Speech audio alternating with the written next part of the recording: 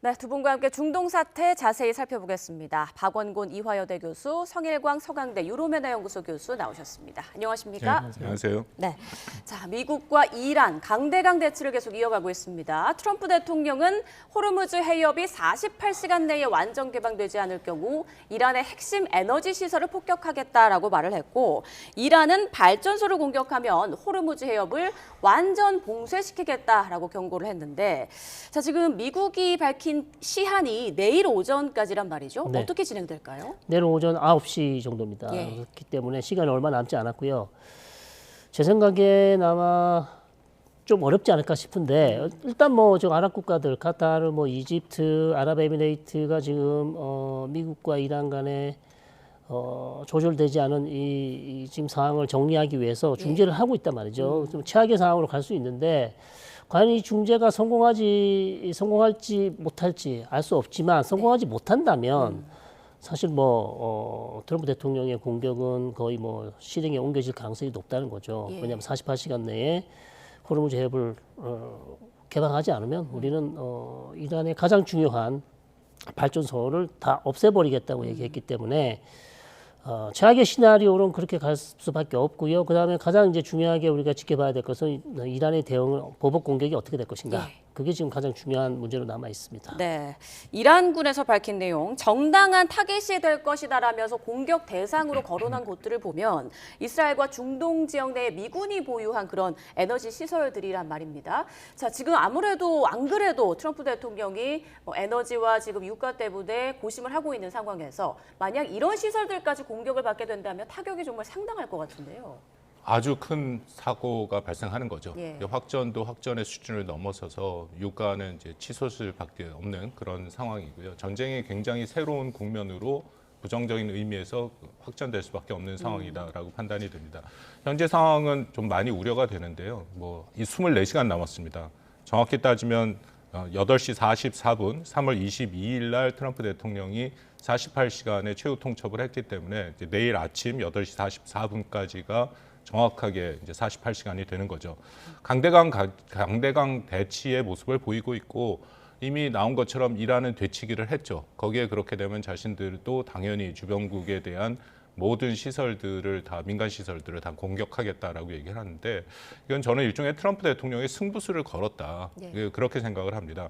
전쟁에서 자신이 주도권을 잡겠다라는 생각이 분명히 있고, 일종의 벼랑 끝으로 몰고 간 거죠. 벼랑 끝 전술이라고 해서 사실상 벼랑 끝에서 둘이서 서로 발을 묶고 한 명이 떨어지겠다라고 위협을 하니까 저쪽에서는 안 떨어지겠다 해갖고 양보를 받아내는 이제 그런 굉장히 위험한 방법을 쓰고 있는데, 이제 이렇게 되면은 트럼프 대통령의 입장에서는 이미 본인이 해놓은 얘기가 있기 때문에 우리 성 교수님 말씀대로 뭔가 그 물밑에서 진행되고 있는 여러 가지 그런 중재가 제대로 작동하지 않을 경우에는 저는 조심스럽지만 공격의 가능성도 완전히 배제할 수 없다라고 생각합니다. 네, 트럼프 대통령이 위험한 승부수를 띄웠다라고 말씀해 주셨습니다. 내일 이 시간대쯤에 또 앞으로 상황이 어떻게 벌어질지 좀 분기점이라고 볼 수 있을 것 같은데요.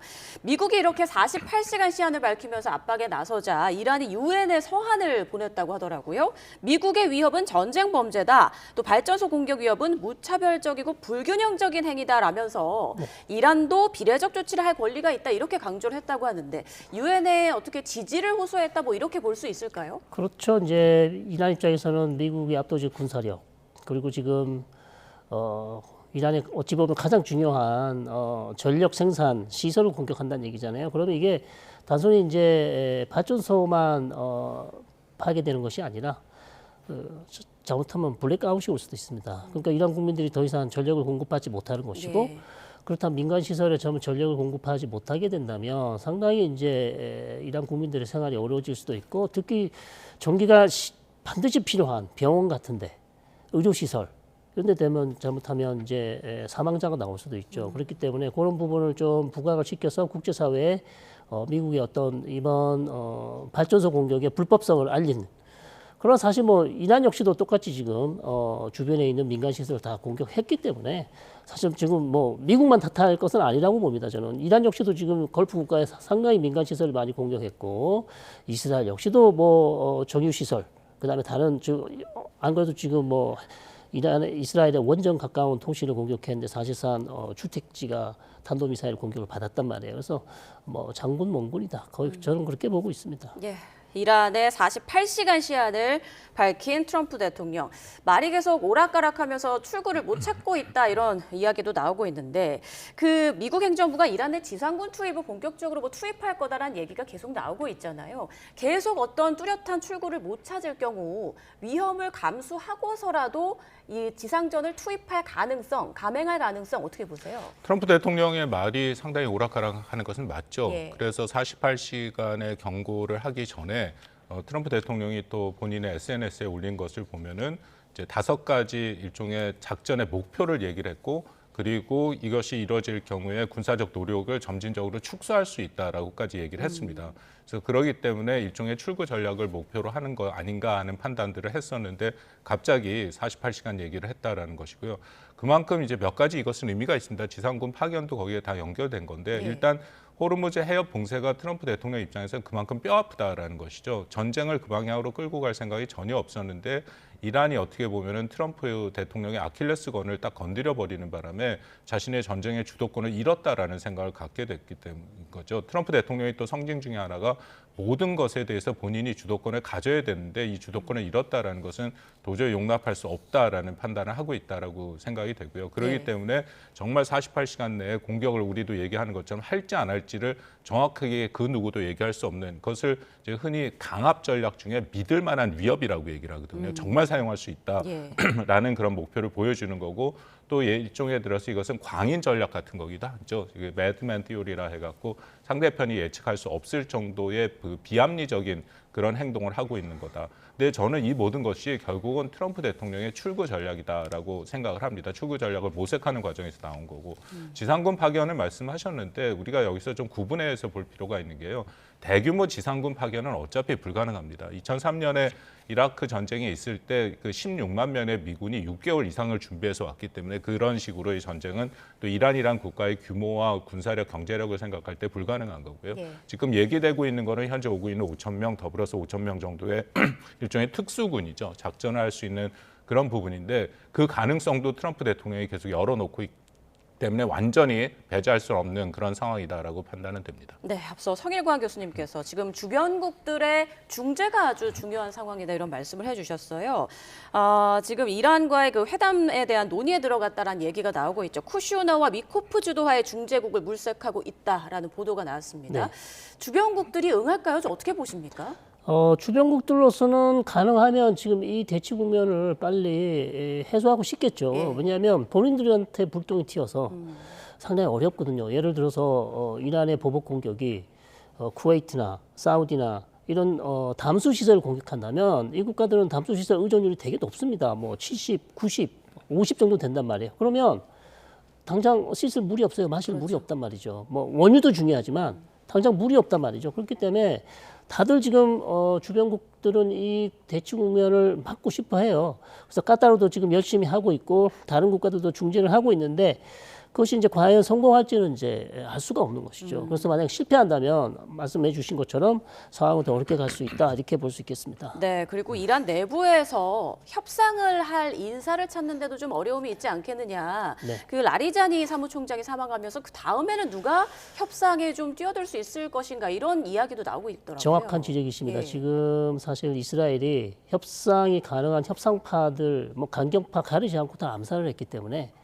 사실 누구랑 대화해야 될지 대화의 상대가 없어요. 네. 자, 그렇다면 사실 라리자니 같은 인물이 대화를 충분히 할 수 있는 인물이었는데 뭐 사망을 했고요. 남아 있는 인물은 외무장관밖에 없습니다. 아파스 아락지 외무장관인데 이 사람은 뭐 사실 외무장관의 관료 출신이기 때문에 어떤 정책 결정을 할 수 있는 상황은 안 된다고 이렇게 판단할 수 있는데 어쨌든 대화 상대가 없기 때문에 아파스 아락지 외무장관이라도 계속해서 대화를 할 수밖에 없는 그런 상황인 것 같습니다. 네, 양측이 제안한 요구안의 일부가 보도를 통해 공개되기도 했습니다. 미국은 이란에 5년간 미사일 핵 프로그램 추진과 우라늄 농축을 하지 않는다. 그리고 나탄즈 등 핵시설 해체를 요구했다고 하고요. 이란 측에서는 배상금과 또 사태 재발 방지를 요구했다라고 전해지고 있는데 이 내용이 맞다면 과연 이 협의가 좀 잘 이루어질 수 있을까요? 어떻게 보세요? 굉장히 높은 수준의 요구안이기 때문에 네. 이것이 다 수용되기는 매우 어렵죠. 예. 거기에 6가지 요구다 해서 미국의 악시오스에서 이제 발표를 한 건데요. 거기에 더불어서 이란이 갖고 있는 원심 분리기와 그런 것들을 다 감시를 받도록 하는 것이고요. 미사일 같은 경우에도 상한선으로 한 1,000기만 하는 군축 협약을 맺도록 하는 것이고 또 주변국의 프락시라고 불리는 하마스나 뭐 후티 같은 대리 세력에 자금을 절대 주지 말라. 이제 이런 것까지 포함이 돼 있거든요. 예. 그렇다면 이것은 사실상 이란이 일방적으로 항복을 하라라는 그런 얘기가 되는 거기 때문에 현재로서는 굉장히 높은 수준의 요구를 하고 있고 반면에 이란도 비슷하죠. 계속해서 나오는 것이 일단은 절대로 다시 이란을 공격하지 않는 것을 약속을 해라. 그리고 더불어서 전쟁 배상금도 내라고까지 예. 얘기를 하고 있지 않습니까? 이제 그런 것들은 굉장히 쉽지 않다는데 다만 배상금 문제는 일정 수준 미국과 이란 사이에 해결할 방법은 있습니다. 현재 제재가 있기 때문에 이란의 여러 가지 자산들이 동결돼 있죠. 그러니까 동결 자산을 반환하는 그런 조건으로 이것을 일종의 배상으로 규정하는 그런 형식은 되는데 문제는 지금 뭐 카타르랑 우리 성 교수님 말씀대로 일부에서 계속 중재를 하고 있습니다만 이 정도의 높은 수준을 서로 얘기하고 있다면은 합의에 이르기는 굉장히 쉽진 않다라는 판단이고요. 또 하나는 저희가 들어오기 전에 잠깐 성 교수님이랑 얘기를 했는데 만약에 미국이 일방적으로 트럼프 대통령이 뭐 어떤 명분을 잡고 승리를 선포해서 공격을 하지 않겠다라고 얘기하면 과연 이란이 거기에서 수긍을 할 것인가? 이제 그것이 사실상 전쟁의 종전에 가장 중요한 그런 것들이 하나인데요. 그것도 우리가 현재로서는 확실하게 얘기할 수 없는 그런 상황이다라고 판단이 됩니다. 네, 지금 이란 내 뭐 협상할 사람도 마땅치 않고 양측의 요구안도 서로 받아들이기 쉽지 않은 그런 상황으로 보이고 출구마저 지금 잘 보이지 않고 있는 그런 모습입니다. 자, 이런 가운데 이란은 계속 강도 높은 군사적인 대응을 펼치고 있는데 이란이 지난 20일이죠. 인도양의 디에고 가르시아에 발사한 중거리 탄도 미사일에 관심이 쏠리고 있어요. 이게 네. 4,000km 떨어진 곳에 미사일이 떨어졌다고 하는데 네. 굉장히 기술력이 많이 발달했다라는 평가가 나오더라고요. 그렇습니다. 사실 뭐 이거는 미 정보 당국과 이스라엘 정보 당국은 항상 얘기해 왔던 건데요. 이란은 충분히 지금은 2,000km만 발사를 하고 있지만 충분히 4,000km 이상 갈 수 있다. 그렇기 때문에 이스라엘이 계속해서 미국과 국제사회에 얘기했던 것은 이란의 이 탄도미사일 개발을 제한하지 않으면 시간이 지나면 반드시 ICBM 즉 대륙간 탄도미사일을 만들 것이다. 그렇게 얘기를 해왔는데 그것을 이제 사실 증명해 준 거나 마찬가지예요. 그래서 이란 측에서는 이제 디에고 가르시아를 영국이 미국에게 다시 사용할 수 있도록 허가를 해줬기 때문에 여기에 대한 보복으로 이제 공격을 했고요. 또 하나의 측면은 자국민들에게 우리의 기술이 뛰어나다. 탄도미사일 기술 우리 4,000km를 갈 수 있다. 이렇게 이제 보여주기 위한 하나의 그런 모습인데 결국 어찌 보면 또 역설적으로 이란의 탄도미사일 개발이 정말 위험하구나. 자칫 잘못하면 조금만 시간이 더 지나면 미국과 유럽까지 공격할 수 있는 수준이 될 수 있겠구나. 오히려 이게 이란의 발목을 잡을 수 있는 그런 상황이 될 수도 있습니다. 네, 자국민들에게 우리의 기술력을 보여주는 하나의 그런 의도도 있을 것이다라는 말씀해 주셨는데 네, 미사일에 대해서 잠깐 첨언을 드리면 이거는 양날의 칼 같은 거죠. 그러니까 자신들의 미사일 능력을 보여줌으로써 그만큼 자신들이 반격과 타격 능력이 있다는 걸 보여주는 동시에 방금 말씀하신 것처럼 그만큼 원래 제가 알기로는 하메네이 때 2,000km 이상을 하는 사거리의 미사일을 개발하지 않기로 약속을 했다. 왜냐하면 2,000km 정도 되면 이스라엘에 대한 공격은 되지만 그 이상으로 할 필요는 없다라고 얘기했는데 이번에 한 4,000km 간 것을 보여주고 있다는 것은 그만큼 자신들의 약속을 어길 수 있다라는 이란의 모습이 보이는 거고요. 또 하나는 이거는 북한과도 밀접하게 연계가 돼 있습니다. 이번에 쏜 미사일이 호람샤흐르 4로 정도로 우리가 예상을 하는데 이게 원래 원형이 북한이 갖고 있는 무스단 화성 10이라고 불리는 그 미사일이거든요. 그 미사일 서로 북한과 이란 사이에는 미사일 서로 기술이 공유되고 있다는 것은 이미 잘 알려진 사실이고 그렇다면은 이 4,000km짜리 뿐만 아니라 더 장거리 미사일의 기술에 대해서도 이미 일정 수준 북한이 이란한테 제공했을 가능성이 있는 거고요. 사거리를 늘리는 것은 사실은 그렇게 어려운 일은 아닙니다. 원래 2,000km짜리도 예를 들어 이런 거죠. 탄두 중량이 무거우면 덜 날아가는데 탄두 중량을 가볍게 하면 더 많이 날아갈 수 있기 때문에 이번에도 아마 탄두 중량을 좀 줄여서 더 많이 날려보낼 수 있고 근데 중요한 것은 4,000km가 넘어가는 것들은 이제 우리가 준중거리라 해갖고 상당히 이전과는 다른 미사일 기술이기 때문에 여기에 대해서는 일정 수준 미국이랑 서방 국가, 한국도 포함해서 좀 주목할 필요가 있다라고 생각합니다. 네, 이번에 이란의 미사일 북한과도 연관성이 있다라는 점 짚어주셨습니다. 그리고 이란이 이스라엘의 핵 연구센터 인근 도시죠. 디모나와 아라드를 정밀 타격했는데 이를 놓고 뭐 이스라엘 방공망이 뚫린 거 아니냐, 미사일 재고 바닥난 거 아니냐 여러 가지 해석들이 나오더라고요. 어떻게 좀 보셨습니까? 그렇습니다. 뭐 두 가지로 해석해 볼 수 있는데요. 실제로 미사일 재고가 요격 미사일 재고가 바닥이 난 거 아니냐. 그리고 이스라엘이 아주 전략 시설이 아니면 아낄 수밖에 없었던 것 아니냐. 그렇게 볼 수 있고 또 하나는 이제 기술적인 결함이다. 지금까지는 요격을 잘 해왔지만 사실 요격이라는 게 100% 다 막을 수는 없거든요. 90% 이상은 지금 계속 요격해 오고 있지만 한 8%, 7% 정도는 요격을 못 하고 있습니다. 그런데 이번에 아마 요격에 실패했고요. 그래서 디모나에 있는 민간 주택 시설이 공격을 받았고 한 200여 명이 지금 사상을 당한 것 같고요. 아주 큰 피해를 지금 입었습니다. 네, 지금 전황을 보면 처음 군사 시설로 시작해서 에너지 시설, 이제는 핵 시설까지 타격 대상이 되고 있거든요. 너무 우려스러워 보이는데 어떻게? 그렇습니다. 그런데 핵시설에 대해서는 특히 이란의 나탄즈 같은 경우에 공격을 했다라는 그 부분을 보면 이 미국이 작년에 6월달 이란과 했던 그 12일 전쟁, 그 전쟁의 효과가 그렇게 크지 않다라는 것이 다시 한번 확인되는 그런 상황이다. 왜냐하면 그 당시에도 그 12일 동안 전쟁 후에 트럼프 대통령이 이란의 핵시설을 완전히 무력화했다라는 표현을 썼거든요. 근데 이번에 다시 공격을 하고 있다라는 그런 것이 보도가 나오는 것을 보면 여전히 이란의 핵시설을 완전히 무력화하지 못했고 특히 450kg, 60kg 정도로 예상되는 60% 정도의 농축 우라늄, 그 우라늄에 대한 행방은 여전히 좀 묘연하고 그것을 완전히 확보하지 못하는 상황이 오기 때문에 공격을 했다는데 방금 말씀하신 것처럼 핵시설이라는 것은 매우 위험합니다. 정말 핵시설을 제대로 타격한다면 그것이 군사용이든 민간용이든 방사능 유출이 될 수밖에 없는 상황이고도 이것은 재앙을 일으킬 수 있는 거거든요. 그래서 말씀하셨던 디모나 같은 도시에도 사실상 그것을 뭐 이란의 미사일이 정밀도가 떨어져서 그렇게 된 건지 아니면 일부러 그랬는지는 정확히 확인은 안 됩니다만 핵시설을 때렸다기보다는 인근에 있는 도시에 가까운 시설을 때려서 민간 시설을 공격을 했다. 이제 그런 정도로 일종의 이것도 금지선, 레드라인이기 때문에 만약 넘게 된다면 이것은 또 굉장히 큰 확전의 그런 빌미가 될 수도 있다라고 판단이 됩니다. 네, 이번에는 호르무즈 해협 상황도 좀 보겠습니다. 이란이 적국과 연계된 선박을 제외한 나머지 선박의 통행을 허용하겠다 이런 입장을 밝혔는데 이걸 놓고 미국과 동맹국들을 갈라치게 하려는 것 아니냐 뭐 이런 얘기도 나오고요. 어떻게 이란의 속내는 어떻게 분석하고 계세요? 그렇습니다. 뭐 갈라치기 하는 거죠, 사실은. 뭐 지금 호르무즈 해협이 봉쇄돼 있다는 것 자체가 벌써 부정하는 것이죠. 물리적으로 우리가 호르무즈 해협을 봉쇄한 적이 없다. 그리고 우리와 대화하는 측에게는 국가에게는 다 열어줄 것이다 이렇게 얘기를 하고 있는데 뭐 대화하는 국가가 8개 국가가 있었다 그랬고 결과는 아직 모르겠습니다만 이미 뭐 몇 개 국가는 이미 벌써 통과를 하지 않았습니까? 네. 자 그런 상황이기 때문에 일본도 지금 사실 대화를 하고 있는 것이고 우리도 접촉을 아마 접촉할 가능성도 있어 보입니다만 어쨌든 이란 입장에서는 계속해서 본인들이 실제로 호르무즈 해협을 봉쇄하고 있지 않다. 그리고 얼마든지 열어줄 준비가 되어 있다라고 하면서 좀 트럼프 대통령이 구상 중인 어떤 호르무즈 해협 봉쇄 해제를 위한 어떤 협의체 구성 이런 것들을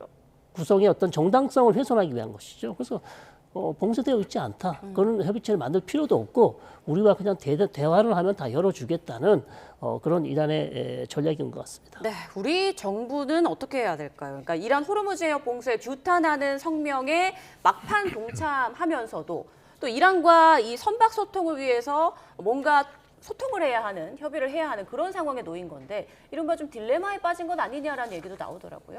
뭐 거기에 더불어서 나토 사무총장이 얘기한 게 22개국, 거기에 또 이제 한국이 들어가 있지 않습니까? 작전 계획을 추진 중이라고 하는데 저는 큰 틀에서 이런 식으로 다국적 이런 그 협의가 이루어지는 데는 우리가 참여할 필요가 있다. 왜냐하면 한국만 이렇게 별개로 해서 우리가 요구를 받는다기보다는 이런 그룹 안에 있게 되면 같이 움직일 수 있기 때문에 예를 들어 우리가 제일 걱정하는 게 트럼프 대통령이 개별 국가를 딱 찍어서 거기에 대해서 불이익을 주거나 일종의 뭐 복수를 하거나 그런 식으로 할 가능성인 거잖아요. 네. 그렇다면 22개국 정도 모여서 공동 행동을 하게 되면은 이제 그런 부분들은 오히려 좀 줄일 수 있다라고 생각이 되고요.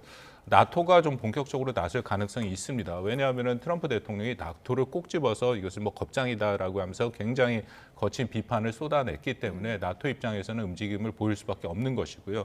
이것을 통해서 일종의 좀 느슨한 형태의 그런 연합체를 만들 가능성이 있지 않을까. 나토의 깃발 아래에 모이게 되면은 이것은 미국 지위가 되니까 그렇게 갈 가능성은 없고. 근데 저는 이 나토의 반응을 보고 나서 무슨 생각이 들었냐면 시간 벌기다. 왜냐하면 지금 와서 이 논의를 해서 설사 한국을 포함해 22개국을 뭐 군사적으로 느슨한 형태로도 연합체를 만든다는 데는 적지 않은 시간이 걸리거든요. 우리 같은 경우에도 이미 많이 얘기가 나왔습니다만 우리 국회의 비준 동의가 필요하고요. 하나의 군사체로 가게 되면. 네. 그리고 우리가 갖고 있는 구축함이나 이지스함들을 재무장, 무장을 시켜서 보내는데 아무리 빨라도 2, 3개월이 걸린다. 그렇다면 전쟁의 2, 3개월 진행되는 것에 달려있긴 합니다만 시간을 벌 수 있다라는 측면, 그리고 트럼프 대통령의 그런 어떤 비판에 대해서도 조금 더 덜 할 수 있다는 그런 측면들이 고려되고 있다라고 생각이 듭니다. 네, 마지막으로 새 이란 최고 지도자 모즈타바 얘기를 좀 해보겠습니다. 지금 아직도 모습을 드러내지 않고 있는데 그 신년사에서도 뭐 육성은커녕 모습도 네. 나오지 않았고요. 메시지만 나왔습니다. 그렇습니다. 여러 의혹들이 제기되고 있어요.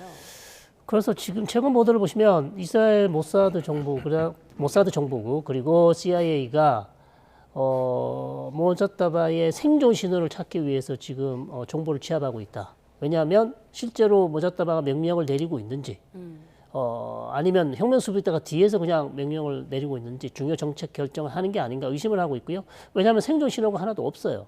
그렇기 때문에 이미 이 생존 신호를 찾기 위한 정보 취합을 하기 시작했다고 보도가 났기 때문에 시간은 좀 걸리겠지만 그 여부에 따라서 문자타바의 생존 여부가 결정될 것 같고요. 예. 다만 이제 계속해서 안 나오는 이유는 이스라엘 또 암살할 가능성도 있고 그렇게 되기보다는 차라리 계속 은신하면서 메시지를 계속 전달하는 방식 그거 말고는 다른 방식이 없어 보이고 그다음에 DNA 국장인 털시 가바드가 얘기한 게 있습니다. 무자타바는 아주 심각한 부상을 입었다. 그렇게 미 정보 당국은 판단을 하고 있는 것 같습니다. 사망했을 가능성은 없다고 보시나요? 아직까지 사망이라는 얘기는 하지 않았어요. 근데 아주 중상이다. 이 정도까지는 얘기를 했었어요. 네, 알겠습니다. 자, 두 분과 함께 중동 사태 짚어봤습니다. 박원곤 이화여대 교수, 성일광 서강대 유로메나 연구소 교수와 함께했습니다. 고맙습니다.